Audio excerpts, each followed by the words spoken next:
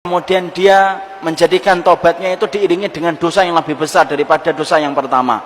Banyak di antara kita yang setelah dia hijrah, tobat, dia tinggalkan itu musik dangdut, dia tinggalkan itu kemudian mungkin tahun ulang tahun atau kemudian tahun baru. Dia datang, dia menebus dirinya untuk bertobat, tapi ternyata dia mengganti dosa yang lebih besar dengan keburukan yang lebih besar.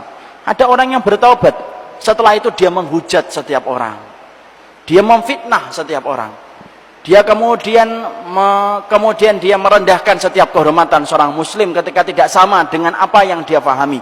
Ikhwan, antum tinggalkan dangdut, antum tinggalkan kemudian tahun baru, tapi kemudian kita mengganti lisan kita untuk menghujat setiap orang yang berbeda dengan kita. Afwan, dosa yang kita tinggalkan itu jauh lebih rendah kemudian nilainya daripada dosa yang kita lakukan hari ini ketika kita mengganti dengan dosa yang lebih besar.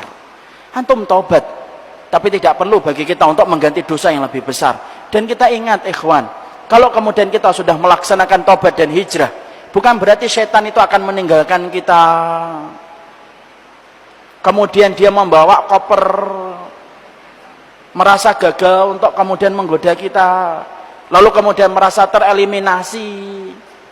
Tidak, ana dan antum ketika bertaubat dan melakukan hijrah, setannya itu masih di sekitar sini. Kadang-kadang membuat kita ujub, kadang-kadang membuat kita merasa lebih tinggi daripada yang lainnya. Berapa banyak orang yang bertobat kemudian dia menghujat orang lain ketika dia bertobat, ketika dia datang pada satu kajian.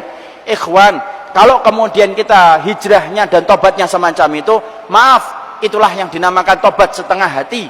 Tobat yaitu gali lubang tutup lubang, mengganti dosa dengan dosa yang lebih besar, padahal dosa yang kedua jauh lebih besar daripada dosa yang pertama.